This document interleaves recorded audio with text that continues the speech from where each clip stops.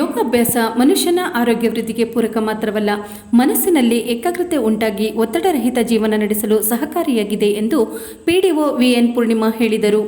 ಮೈಸೂರು ಜಿಲ್ಲೆ ಸಾಲಿಗ್ರಾಮ ತಾಲೂಕಿನ ದೇವಿತಂದ್ರೆ ಗ್ರಾಮದ ಸರ್ಕಾರಿ ಪ್ರೌಢಶಾಲೆ ಆವರಣದಲ್ಲಿ ಭಾನುವಾರ 12ನೇ ವಿಶ್ವ ಯೋಗ ದಿನಾಚರಣೆ ಹಿನ್ನೆಲೆಯಲ್ಲಿ ಆಯೋಜಿಸಿದ ಕಾರ್ಯಕ್ರಮ ಉದ್ಘಾಟಿಸಿ ಮಾತನಾಡಿದರು.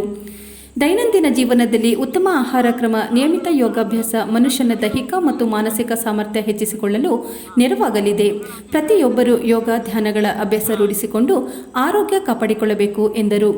ದೈಹಿಕ ಶಿಕ್ಷಣ ಶಿಕ್ಷಕ ಮಂಜುನಾಥ್ ಮಕ್ಕಳಿಗೆ ಯೋಗಾಭ್ಯಾಸದ ವಿವಿಧ ಭಂಗಿ ತೋರಿಸಿಕೊಟ್ಟರಲ್ಲದೆ ಧ್ಯಾನ, ಕಪಾಲಭಾತಿ, ಪ್ರಾಣಾಯಾಮ ಕಲಿಸಿಕೊಟ್ಟರು.